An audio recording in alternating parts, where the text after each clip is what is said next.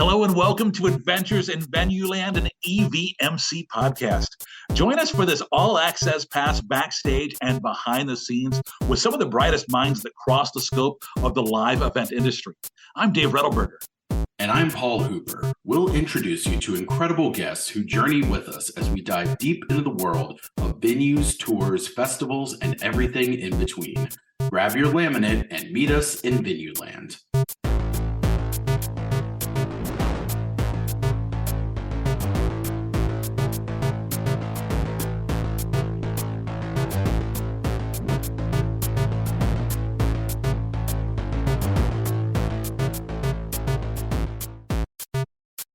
Today's adventure takes us to Austin, Texas. We're going to check in with Hannah Baker Goodin. Now, you might know her as the director of branding for Oakview Group's Moody Center.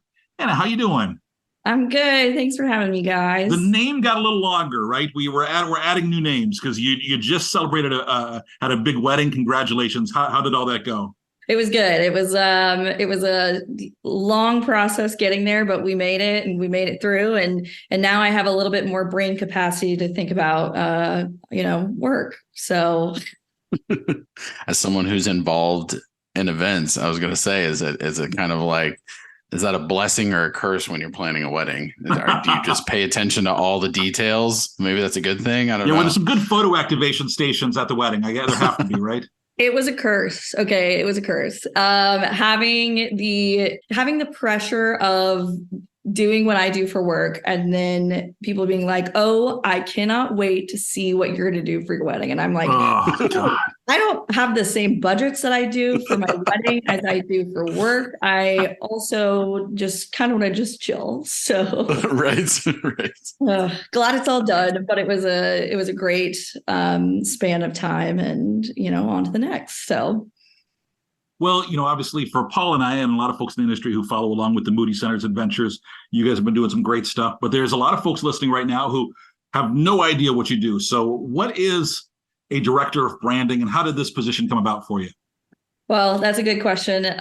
So we have the only branding department within Oakview Group, and I'm pretty sure within the industry. I focus on all things artist relations, guest relations, gifting, experiences, hospitality, aesthetic things, fun projects like that. We touch anything the brand touches is something that my team and I look at and try and make just the best that we can for Moody Center. So it's a lot of conversing with, promoters and agents and our booking teams and also corresponding with marketing. So we are a separate department from our marketing. That's what I was going to ask. Are you part of marketing or you're your own department?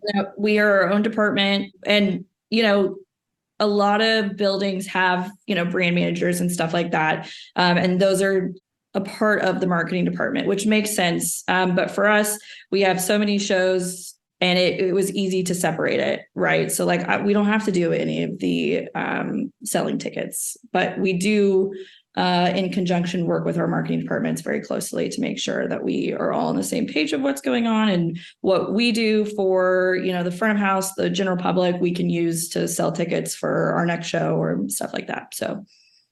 And we've obviously had Jeff on before as a guest, and that was right as Moody Center was getting ready to open. I want to say it was like a week before doors opened, but, can you tell us a little bit about Moody Center and, what's its place in Texas? What's its place in the States? I mean, I think everyone knows probably from that episode or just things they've heard from throughout the industry that it is very modern, new arena, and it is very brand forward from day one. It seems like a lot of intention went into that. Yeah, it's if you've never been to Moody Center, it's a beautiful building. It is very modern, very state of the art, but it's also very Texas glam, I would say. Texas glam. It's a great way to describe it.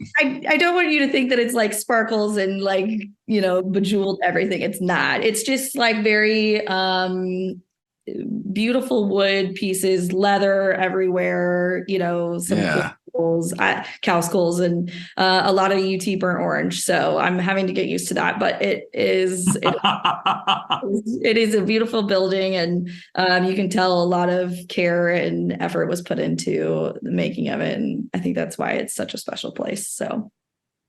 just because, your job is, so unique, I kind of want to get granular and kind of break it down. So let's start with the artist side of things. What is your role there, and what are you tasked with?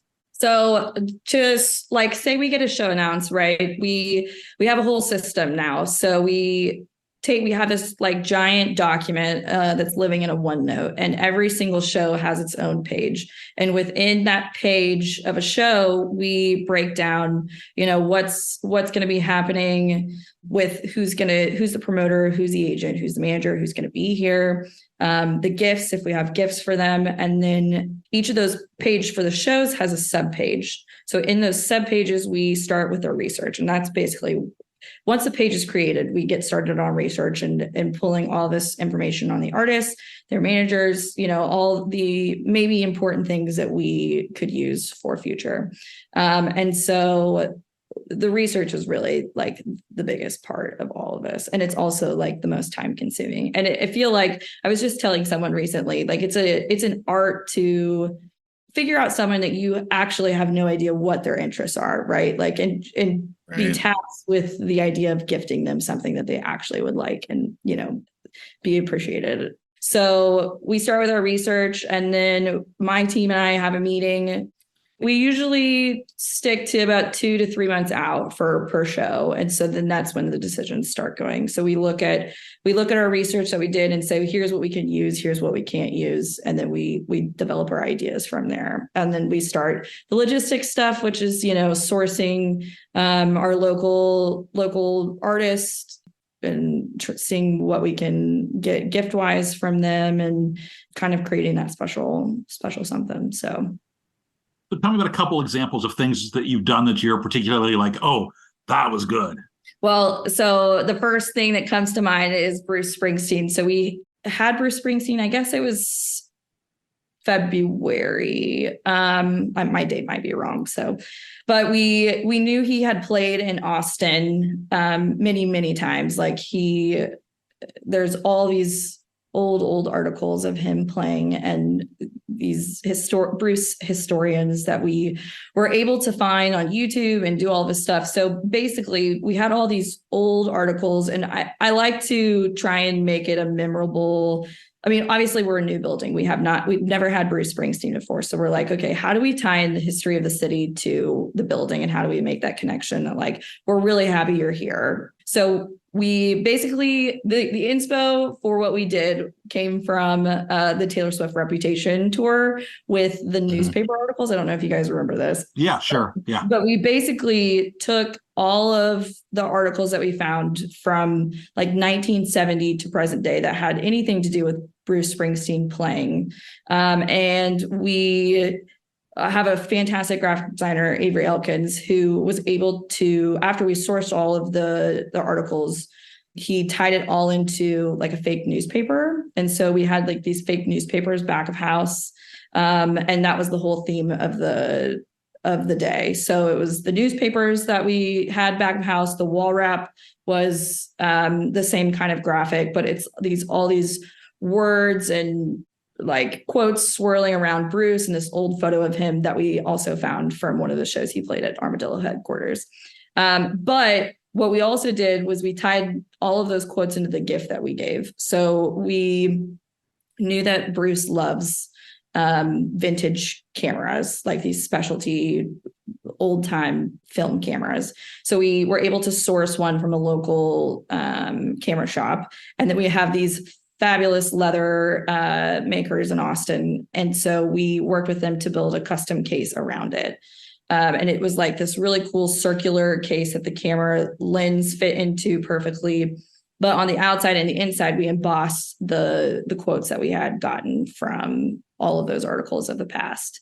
And anyway, we obviously weren't able to do a trade shot. We weren't able to do any of that. But we did. Jeff got FedExed a handwritten note from Bruce Springsteen 2 days later saying, "Thank you so much. This was the best gift." And that was like, okay, that was it. All right. Job security. I think I've got it maybe. So I don't know. It was a very exciting time just because he is so world renowned, but it was a fun one that we did. I tell you, handwritten thank you notes are so underrated, right? I mean, I they're know. just like we got one from Reba after she played here last year, and when she, and it's just such a nice touch. It's so cool. I'm a huge fan of that. Okay, that's Bruce. Give me one more. You have more unsuccessful artist gifts than you do the successful ones. Well, that'll be my next question. Okay. Or there's something like where you'll make it and it'll look amazing, and then like the artists won't take it with them, and you're like, well, it was a success to us, but not look. I don't know. Well, It's they so tell tricky, you they right? love it, and then whatever. Right. We for SZA, my brand manager Mandy, she loves SZA, and we ended up gifting her an actually it was like a 6-foot sword, and I have pictures. I'll have to show it to you. But anyway, the 6-foot, I mean, it was huge, right? Like the box, we custom built this red acrylic box that it all fit in. And SZA did not do like a trade shot per se, like with the management and tour and whatnot. But somehow she got wind that we had done this like custom sword that was like engraved in like this big giant box. And anyway, at the end of the night, we're usually like some of the last people to leave, just because we have stuff to clean up or whatever. And we got word that SZA was downstairs and was willing to receive the gift. And she took the sword, and the sword it is gone. It is no longer in her hands, and it is no longer it's no longer a deadly weapon in this building, which I'm sure my director of security is very happy about. So it was good. On It a was tour bus. though, but I don't, she's got all this artwork where it was like a full-on samurai sword. So it was yeah, for sure. That's awesome. Now we all know, and we all know this, that sometimes things don't go as expected. So share with me a story about sometimes you put some real effort in, but maybe it didn't go quite as planned. I have too many stories to tell you on that. I like to think back. So from my time in Tulsa, the position that I started in was brand manager, and we were just trying to figure it out, right? Like we were just trying to figure out what the heck was going on. So I, for whatever reason, decided that we were going to give Cardi B an UGG robe, like the brand UGG. And well, it turned out so poorly that we didn't even end up gifting it. So I just wear it around the office, and that's what we did. You have the Cardi B UGG robe. Yeah. And it was just like bejeweled, and it was, anyway, it's really hard trying to figure out the people who have all of these bios online, have all of their interests online, if they actually, like these things that, we are gifting them, or if it actually makes sense. So you're absolutely right. And often these people have a very like public persona, and you're really trying to give them something that's almost like a personal thing that you want them to put in their office at home or something. And that's not so much the thing that they would maybe even post on Instagram, because maybe it doesn't match their public. So you're like, did they keep this? Did they throw it away? Sometimes you never know. And it's tough, but it also makes it, I'm sure, tough to research too, because you're trying to find that genuine item that sort of breaks through whatever the image is that might be something totally different.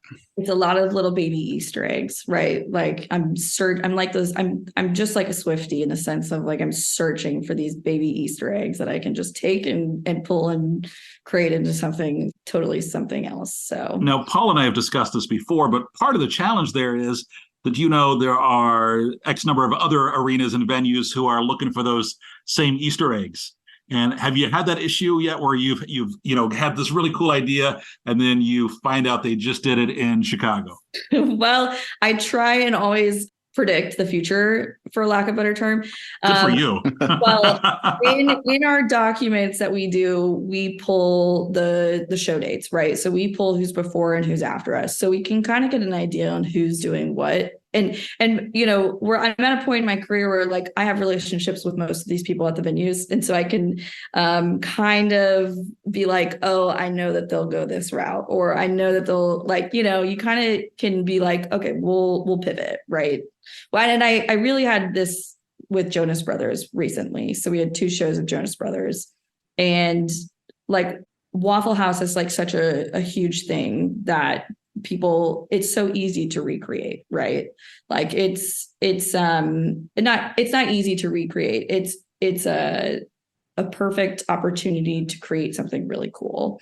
Right. And like pivot and turn it into like a local tie-in and create these crazy activations that will look really cool. So I knew, because we were not the first show, that there were going to be other venues that were going to be tying into Waffle House and going that route. So we did a big play on our In the Mood and created a full Love Bug effect, which is one of their older songs that is still, one of my favorite songs. But anyway, we did the tagline, we caught the love bug and now we're in the mood. So that was like the whole theme for the back of house.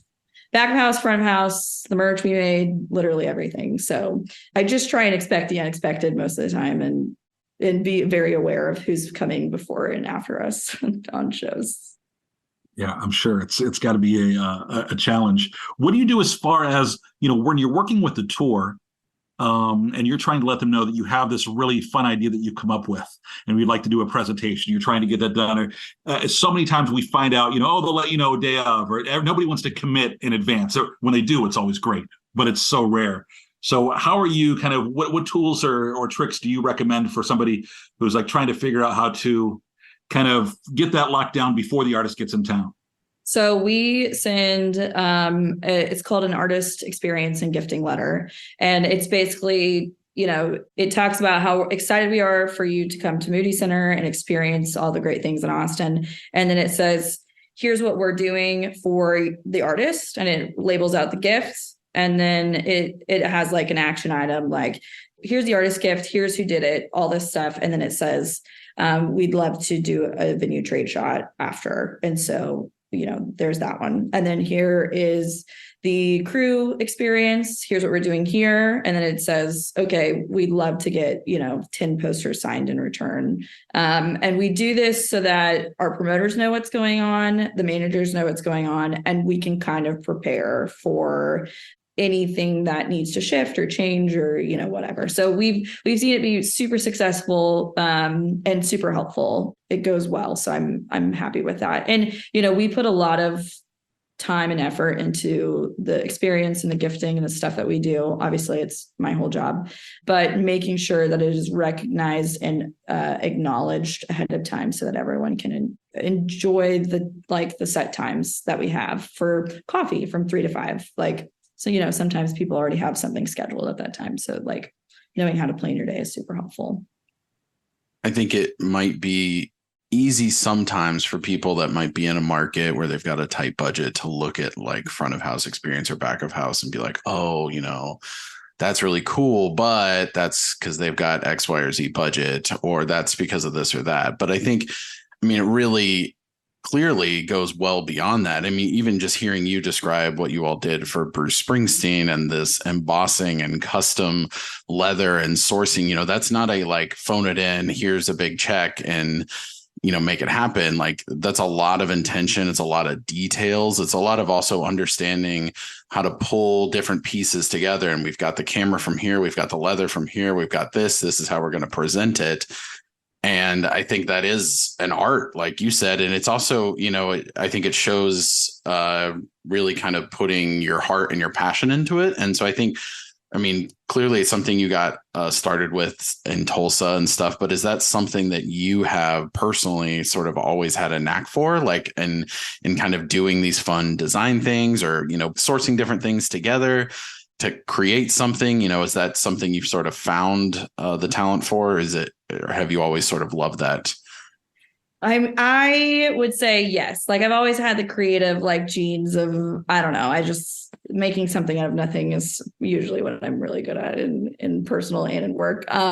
But I would say it is something that I had to learn over time. It was not something that was easily taught, and we were kind of just trying to figure it out. I didn't start with huge budgets, right? Like I didn't start right off the bat with creating a Harry's house. So, right. It was like, throwing a tiki bar backstage for Jimmy Buffett and like having I was in food and beverage at the time that we did this, and it was just when we were starting back of house activations. And so I literally had my food and beverage team like make mock margaritas and like fake pina coladas out of the blenders that we already had and a tiki bar that we rented, and it went over huge. And Mr. Jimmy himself, may he rest in peace, was drinking, I'm sure he wished there was tequila in it, but we were all drinking them, so it was fun. But Right. it didn't take a lot, but the intention behind it, and it's stuff that it doesn't have to be like a whole thing. And we do also, both when I was in Tulsa and now in Austin, we work a lot with our local partners. Like we have so many vendors that don't always work with us on trade, but we do, try and utilize that when we can. So that helps us out significantly because it's easy for us to trade for tickets. So Hannah, you mentioned the taking care of the crew. We talked at length about the artist, but taking care of the crew is important. So tell me why that's important to you guys there at the Moody Center, and and kind of some of the things that you do. Well, I think the crew is sometimes one of my favorite things to take care of, and making sure that their experience is happy. For Harry Styles, we had 6 nights of Harry, and that was a crazy run of shows. But for our team and Harry's crew, we were all working a lot, and they were loading in and out every other night. And, so was our team, but we made sure to have something special to Austin brought in every single day. And whether that was like Juice Land, which is like a very popular smoothie and juice place here. They came in and did juices, and we tied it into songs and, all of that stuff. But if the crew's happy, everyone else is happy. If the crew's happy, my event managers are happy because they're having an and, I try and keep my event managers happy because you never know. You never know when you're going to need to pull a favor. But Amen. Right. It was such a successful 6 nights that Harry himself was like, thank you so much for taking care of our crew. And he said this on stage. And so that was just like mind blowing for all of us, that it does not go unnoticed when you do the little things like bringing in a coffee cart. Like that is something that we have as a staple in Austin. We have a local coffee company that we have for every single show. So we have John Mayer tomorrow, and we've got custom John Mayer drinks, and we do that, and it's super easy, and they're self-sufficient, and I know I'm always going to be caffeinated also, so it's great. It's a bonus, right? I think it's often the crew too, as I'm sure they understand, is usually the third line in that, right? Like you've got the front of house public experience that's going to end up, if you do a good job, it's going to end up on 1 million people's Instagrams. And here's this really cool thing. And here's the back of house artist gift that might end up on the artist's social if you're lucky, but also you get this trade shot that's public. So I think sometimes maybe venues don't put as much effort into the crew side because it really is the not public portion of it. So you really have to care more about the people that are, doing the nuts and bolts work and actually making the show go off without a hitch. And as you said, that's just as important, if not more important sometimes, because really the artists sometimes are like, whatever, I'll get this gift market to market, but this market really gave a shit about the people that I'm spending, day in and night out with for months. And so I'm going to remember this city because they actually gave a shit about the people that I care about. It's not so much just giving me some fancy gift or something. Sometimes that means even more to the artist sometimes. Yeah, it sure does. It's always a little bit more fun too, because they like to interact more when they've got something coming. So we've talked about, what would you do for the artist, what would you do for the crew, but we touched on that a little bit, but boy, I know a big piece is fan activations. So tell me, what do you guys call them there, and how do you prioritize that versus artist and crew, and do you do it for every show, and what's the process like? So we used to do a front of house activation we tried to for every single show. Anyway, that's how I always did it. Previously in other roles, was any sold out show, there was going to be something for the fans, because the fans are just as important, right? Like, I'm trying to get my brand out there, and show everyone, like, here's what Moody Center does and how, they care about us as well. So we used to do it for every sold out show. It turns out that's actually a lot of work here in Austin. And I'm so blessed to have such a great marketing department. We have too many sold out shows, and it got to be a lot for us. So we have kind of scaled back, and we have pivoted on how we restructure our shows in the branding department. So we have we call it like a 5-star classification. But our 5-star shows get photo ops, and sometimes it just depends on the show and the demographic also, right? Right, because some audiences are more fun than others. I mean, Yes. just as far as like, hey, I'm here to have fun. Yes. And some people are like, I want to go in my seat, see the show. I'm not posting about it, and I'm leaving. Yes. And so we really take a look at the crowds that are coming in, the demographic, and then that's how we decide what kind of front of house activation. Yeah, that makes sense. So like for Harry Styles, okay, we knew that was 6 nights. That was going to be a crazy one. We were going to go absolutely the largest set we've Let's ever get had. into it. Tell us exactly what you guys did out there for Harry Styles. Well, so I had just started in Austin in July, and Harry had just gotten announced, and it was a lot, right? Like, we knew we were going to have all of these people coming in from all over the world for this residency. And we also knew logistically it was going to be very difficult to be putting up these huge activations and then pulling them down, because we would have 2 nights of Harry Styles, and then we'd have to pull, and we had the Gorillas, and then we do 2 nights of Harry Styles, and then we do Florence and the Machine, and then that makes it fun. we got a UT Jeez. football game also, and then we had our last 2 nights of Harry Styles. So it was, I think what a lot of people don't see in regard to the branding department here at Moody Center is, like, it's a lot of logistics. Like, we have to really work with our operations, our engineering, our event managers, to really figure out, like, what's happening everywhere else in the building, to really make the most use of our time. So we took all of these events happening, and Jeff was like, we got to create this upside down room. And I was like, Jeff, there's no logistical way to do this inside the building. And you're going to kill me trying to take this up, put it up and put it down every single night. Because the shows that we had in between were also sold out. They were just as big. Right. Right. I kind of was like, well, maybe I'll just buy a shipping container and turn it into Harry's house. And then anyway, we ended up buying a shipping container and turning it into Harry's house. So that was great logistically for me, because we put it out on our plaza. And then at the end of every Harry show, you just close those doors up, and it was done. I mean, Contained. Yeah. I granted I had to Swiffer and sweep the floors every night, but we closed it up. And the outside was just generic Austin and Moody branded. So for the shows that we had going on at that time, it was another photo op when it was closed, which was great. So we had over 100,000 fans in and out of that shipping container. And I have all the stats on the media impressions. We also found that our merch sales were exponentially higher than everywhere else that had the residency.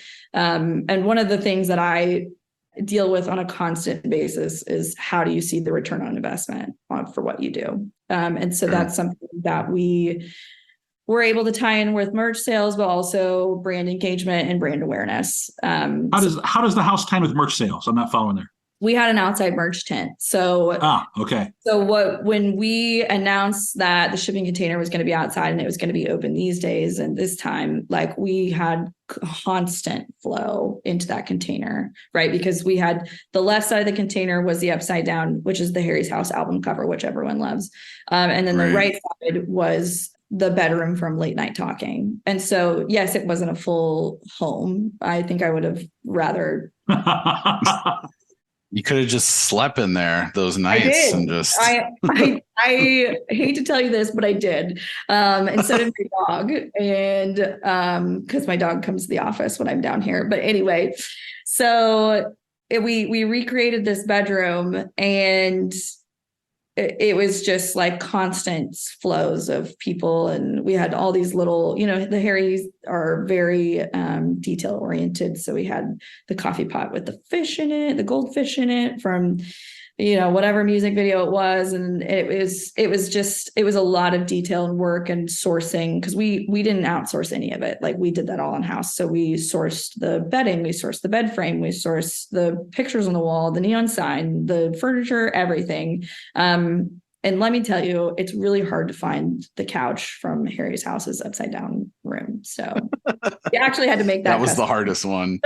But backing up, I mean, that's how we were able to kind of find the ROI on the container. Yeah, sure. No, that makes sense. So it was really, we don't always have the luxury of comparing and kind of analyzing what our merch sales was to the activations that we do. But that one was a really great one. So we were excited. Yeah, about I mean, I totally get everything you're doing. Our measuring ROI, and it's got to be tough in a lot of cases because it's more of the experience that is, that intangible. This would impact me. Do you get like a little panic attack every time a big show is announced? Because you're just like, where am I going to get the idea from? Where's it coming from? Yeah, I do. And a lot of times it comes from me dreaming, because I'm like literally thinking about work as I sleep. So as a psychopath that I am. But I get it. No, I get it. I try also not to think about it until it gets a little bit closer, because I work a little bit better under pressure, if I'm being honest. So no, you got it. You know yourself, right? Getting through Harry's house with building a custom shipping container and shipping it from Michigan to Austin in 3 months was a lot. And oh my gosh, it was a learning experience, but also like, I mean, if I can do it in 3 months, I can do, I think, a lot. So it was good. But did you save the shipping container? Is it like in your backyard, or is that Jeff's new office? We joke about, well, so my inventory is getting larger and larger down here, and they keep joking that they're just going to put me in it. But anyway, the shipping container, we still have it. We are looking, when we almost brought it back this September before I got married, which would have been crazy. We had 2 nights of Madonna, 2 nights of Drake, 2 nights of Pearl Jam. And so what we were going to do is we were going to re-outfit that container for every one of those oh my gosh. But it didn't work out because Madonna obviously got postponed. So we're actually looking, we still have her. We cannot get rid of the shipping container. I will not let anyone do that, because it was such a labor of love for myself and my team that we're looking at bringing it back in April, because we have it's going to be a crazy April. So it'll just live on our concourse, and we'll re-outfit it as necessary. But I also bought a car for Jonas Brothers. So I have a car, and you all bought the car. The car is ours. So we have a 1971 blue Volkswagen Beetle, and my operations team does not love that I'm keeping it in our loading dock, but she's really cute. And you never know when you're going to see that 1971 Beetle again. So I'll just keep it. Just throw it in the shipping container. You can just kind of pile it all together. And all right. So we talked about the guests. We talked about the guests, the artists, the crew. You mentioned a few other things in your job. What else haven't we really touched on? So part of the branding department, we handle all day of social media. So we work in conjunction with marketing on social. Usually it's a lot easier for my team to handle the social aspect on the day of, because we're usually like living in it, right? Like we're building it. We know when it's done. We know we can get it up. We are experiencing the things that we experience. So that's super exciting. And that's a super fun part of our job. We really like making sure that our followers know why we do what we do and enjoy it as well. So like when we have back house activations, like we always try and post and highlight what we do so that people can be like, oh my gosh, I want to go to this arena because they do this for the artist, and the artist is going to be happy that they're here. So we handle social. And then the other little part of my job is handling like our big aesthetic things. So like we just recently installed these crazy light bars that can be played with video, movement, and all this stuff. And I've got a guy that I have worked with for a long time, and he came from the arena world, so he knows what the purpose is and all of this stuff. But we wanted to create kind of an experience in our hallway, and so this is a public hallway, or is this back of house? It's a back of house hallway, and so we wanted to make sure that people weren't just looking at, the concrete walls and stuff like that. So we recreated this lighting activation that is kind of based off of sound bars, and so as the lights move, it can be shown as sound bars, which is really cool. So I do a lot of big picture projects like that, and Jeff's got me working on all the things, as you can imagine. So but that's the stuff that's fun. No shortage of it. Yeah, it sounds busy, and I commend you on being able to juggle it all. I mean, I think surely it's tricky as you're getting close on each of these, and you're figuring out this artist gift, and they're figuring out this front of house activation, and they're all kind of overlapping at the same time over the next, over so many weeks. It's a lot of balls in the air, but it's great. You guys do a great job. And I think it does, I think, land a lot for the fans beyond just the front of house, like you said, because a lot of these people are really passionate about their artists. And when they see that you're taking care of them, even though they might not experience that, it's like, they want to support you because they know you support the thing that they love. So I think that matters a lot. Yep. It is a lot of balls in the air all at once. And it's a, like I said, it's a new department. So when we started, and with Harry and all the shows that we had going on, it was something I could have never ever imagined dealing with at that time. So crazy. Speaking of imagining, when you're a student at Oklahoma State University, and you're interning for the Oklahoma City Ballet, did you imagine this is what your career path would be? No. No, I had no idea what I knew. I was a communications person. Like, I knew I did better talking to people than I did studying for whatever. I didn't realize that this was something that was even imaginable. And I actually started in the industry as I was in premium ticketing. So I did ticketing and customer service for suites and club seat holders at BOK Center in Tulsa. And I didn't know what I wanted to do with my life then either. I was just happy to be there. So from then, Casey Sparks decided that she wanted me to go to food and beverage, and all I knew how to do in food and beverage was eat food. So I got that down. It's an important part. I got that down.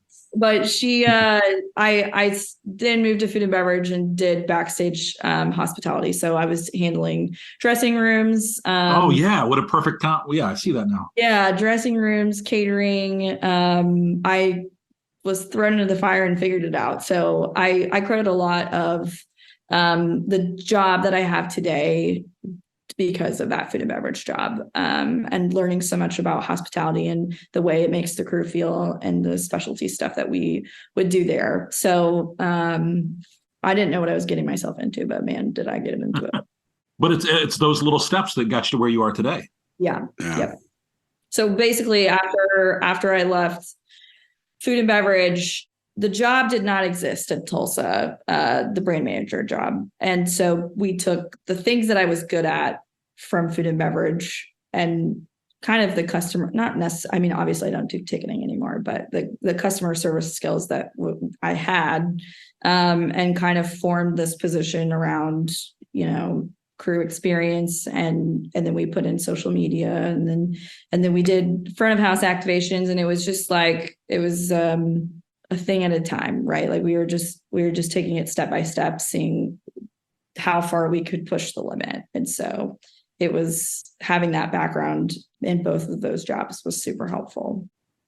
With you building the plane as you're flying it, which I think is awesome. I mean, I think it really is kind of timing. I think the timing could have been better because a lot of that front of house stuff was bubbling up and becoming more important probably as you were adding it to that, and you were, I think, probably matching a lot of that growth, whereas a lot of other venues find themselves trying to catch up to it. are there, like, let's say some, I don't know, venue is like, we're going to create a brand management position. What are the pitfalls that you can think of off the top of your head of like things you've learned along the way, from that path and from, we decided to go this direction, it didn't work out, and now we're doing this. Are there any sort of tips you would pass along?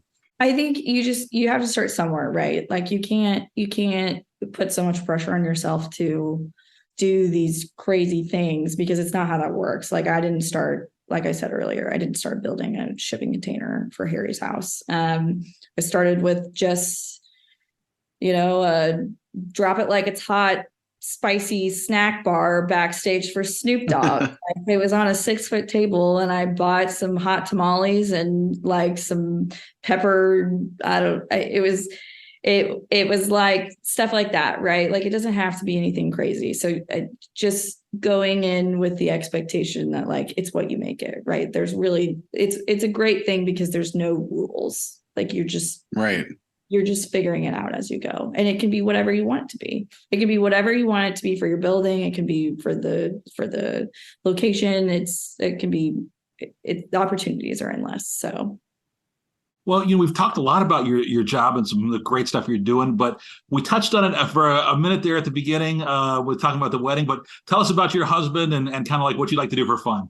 Well, my husband is a mechanical engineer. His name is Wyatt. He's the exact opposite of me. He is we call him Quiet Wyatt sometimes, because he is very, no, he's not timid. He's just not as outgoing as I am. So I just kind of overpower some situations sometimes, but he knows how that works. So we've been together for 9 years this November, and we just got married obviously last month. So we like to hang out with our friends. We have a dachshund, Poppy, who when I'm in Austin comes with me to work. She's not here today, or I'd make her do a cameo, but we just hang out with our friends, and that's about it. I try and just chill. So yeah. And you also, am I right? You dabble in real estate? Yeah, actually, so I really don't have free time, is what I was trying to say in a nice way. I sell real estate, and that actually kickstarted because of COVID. So we obviously all got furloughed, and I don't do well not just sitting still. So I picked up real estate and ended up getting rookie of the year and continuing on.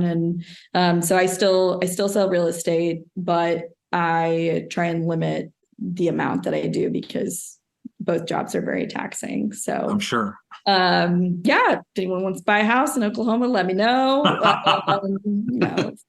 That's so funny. Had there been any times where the skills from one of those has bled into the other? Are you looking at these houses and you're like, oh, I think I can, you approach it in a different way because of your experience on, the other side, the hospitality side?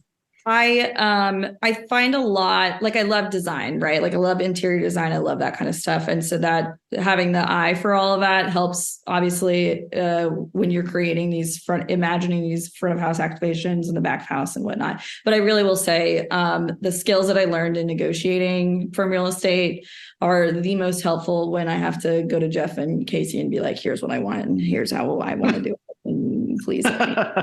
So, I don't think they love it so much, but it was such a good, it's totally out of my wheelhouse at that time. Like I didn't know what I was getting myself into, but I was, as hard as that pandemic was, like it was good to get pushed outside of the comfort zone. So, yeah. Hannah, before we let you go, I want to hit you with our fast 5. It's 5 quick questions, just looking for your short, instant response. First up, do you remember your very first concert? Yeah, it was, it was U2, actually. They did rehearsals in Tulsa. So that was it. Wow. How about a favorite concert?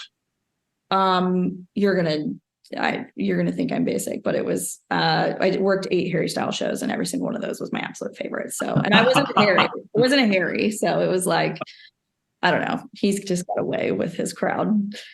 Yeah. How about your favorite Texas meal? Prime rib, mashed potatoes, and asparagus. So there you have it. What do you miss most about Oklahoma? Nothing. I still live come there. on. I still live there. So that's like, I come and go as I please. So It's not too How does far, that- right? Like what's your explain that to us. well it's an hour flight. So Oh, that's not bad at all. I fly What's drive time? What's drive time though? like 8 hours. Okay. I fly in and out for our big stuff. So I just, So you're doing most of the stuff remotely then? yeah. Yep. You see, uncovering the big news here at the end. Last question for you. What's your theme song? So there's the Hannah Baker Goodin show, TV show, and cameras follow you all around. What's the song that plays over the opening credits to the Hannah show? Oh gosh. I would probably have to say something probably Lumineers of some sort. Like I love Lumineers. So I don't know, probably one of those. Or Gilmore Girls. I also feel like I could relate very well to the Gilmore Girls theme song. So let's give some plugs. If somebody wants to follow along with all the fun stuff you're doing at the Moody Center, or they want to reach out to you, what's the best places? Moody Center ATX, you can see all the fun stuff that goes on. That's a good place to start. You can also, I post a lot of behind the scenes stuff on my Instagram too, which is Hanny Baker.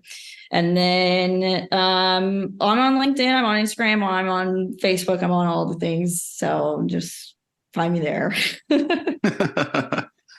Very cool. Well, hey, I really appreciate you sharing your adventures, and we look forward to seeing what you come up with next. No pressure. Thank you. Yeah, that was a lot of pressure. That was a lot of And a big thanks to everybody for listening to this episode of Adventures in Venueland. Remember, you can subscribe and find more episodes wherever you listen to your favorite podcasts. We do love your 5-star reviews. It helps others find us. Until the next adventure, I'm Dave Rettelberger. And I'm Paul Hooper. Thanks for listening, everyone.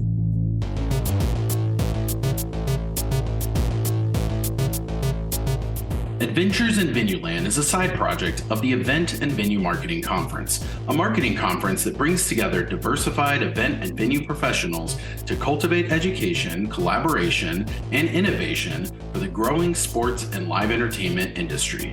Find out more at eventvenuemarketing.com. Audio editing and mixing by Camille Faulkner. Design and digital advertising by Megan Ebeck. Copywriting and publicity by Samantha Marker. Guest booking and brand strategies by Paul Hooper. Guest research by Dave Rettelberger. Marketing strategies by Paul Hooper, Megan Ebeck, and Samantha Marker. Thanks for joining us. Until the next adventure.